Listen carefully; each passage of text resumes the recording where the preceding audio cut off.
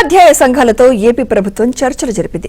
కీలకమైన 3 డిమాండ్స్ ను పరిష్కరించాల్సిందేనని ఉపాధ్యాయ సంఘాలు పట్టుబట్టడంతో చర్చల్లో ప్రతిష్టంభన ఏర్పడింది. అధికారికంగా మీ పరిధిలో లేకపోతే మంత్రి లోకేష్ తో మంగళవారం చర్చలకు అవకాశం ఇవ్వాలని ఉపాధ్యాయ సంఘాలు విజ్ఞప్తి చేశాయి.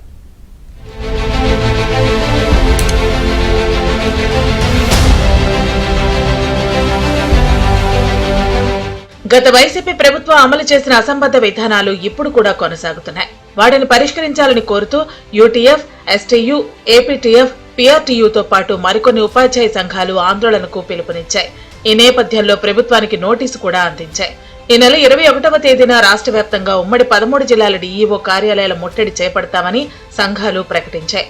23వ తేదీన రాష్ట్ర విద్యాశాఖ కార్యాలయాన్ని ముట్టడిస్తామని కూడా నోటీసులో పేర్కొన్నారు. దీంతో చర్చలకు రావాల్సిందిగా ఉపాధ్యాయ ఐక్యవేదికకు ప్రభుత్వం సమాచారం ఇచ్చింది. దీనిలో భాగంగా సోమవారం ఉదయం 11 గంటల నుంచి సాయంత్రం 5 గంటల వరకు పాఠశాల విద్యాశాఖ డైరెక్టర్ విజయరామరాజు ఉపాధ్యాయ సంఘాల నేతలతో చర్చలు జరిపారు. సుమారు 6 గంటల పాటు జరిపిన చర్చల్లో చాలా వరకు డిమాండ్లను ప్రభుత్వం అంగీకరించింది. ప్రధానమైన 3 డిమాండ్లపై ఇంకా సందిగ్ధం కొనసాగుతోందని ఉపాధ్యాయ సంఘాలు అంటున్నాయి.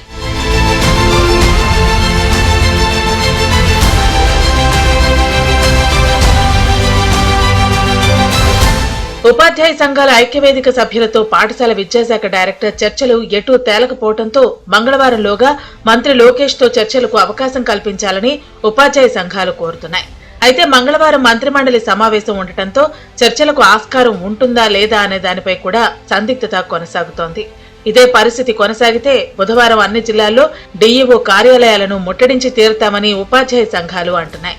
ఫౌండేషన్ స్కూల్స్ రద్దు, హైస్కూల్లో 45 మంది విద్యార్థులు దాటిన తరగతులకు 2వ సెక్షన్ ఏర్పాటు, సమాంతర మాధ్యమంగా తెలుగు మీడియంను కొనసాగించాలనే డిమాండ్ల విషయంలో ప్రతిష్టంభన కొనసాగుతోందని ఉపాధ్యాయ సంఘాలు అంటున్నాయి. ఈ రోజుకి కొంత ప్రతిష్టంభన ఏర్పడి ఉన్నది.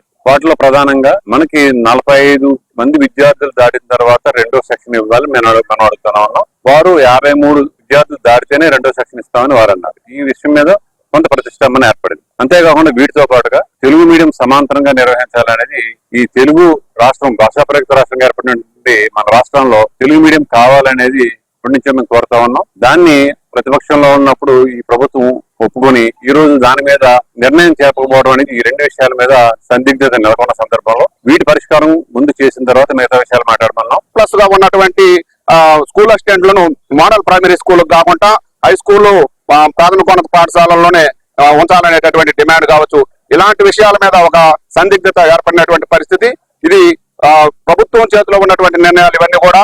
అలాగే 45 తర్వాత సెక్షన్ గా భావించి ఉపాధ్యాయులు కేటాయించాలంటే ఫైనాన్స్ డిపార్ట్మెంట్ లో ఆల్రెడీ ఆమోదం పొందిందని వారు చెప్పడం జరిగింది. అయితే ఇంతవరకు కూడా చాలా ఓపికతో ఉపాధ్యాయ సంఘాలు కావచ్చు, అలా అధికారులు కావచ్చు, ఇద్దరు కూడా సమన్వయంతో మాట్లాడుకున్నప్పటికీ ఇప్పటికీ చర్చల ఫలితం అయితే రానట్టుగానే మేము భావిస్తున్నాం. కూటమి సర్కార్ అధికారంలోకి వచ్చాక యాప్స్ భారం తగ్గినప్పటికీ గత ప్రభుత్వం అనుసరించిన విధానాలను కొన్నింటినీ కొనసాగిస్తూ ఉండటం, నూతన విద్యా విధానం పేరుతో ముందుకు వెళుతుండటం పట్ల ఉపాధ్యాయ సంఘాలు అభ్యంతరాలను వ్యక్తం చేస్తున్నాయి. ఈ 3 ప్రధాన డిమాండ్లపై క్లారిటీ వస్తే తప్ప తమ ముట్టడి కార్యక్రమం విరమించేది లేదని కూడా స్పష్టం చేశాయి. ఉన్నత పాఠశాలలో 2వ సెక్షన్ ప్రారంభించాలి. ప్రాథమిక పాఠశాలకు స్కూల్ అసిస్టెంట్ నియమించరాదు. మోడల్ ప్రాథమిక పాఠశాలకు స్కూల్ అసిస్టెంట్ నియమించరాదు. తెలుగు మీడియంలో సమాంతర మీడియంలో కొనసాగించాలి.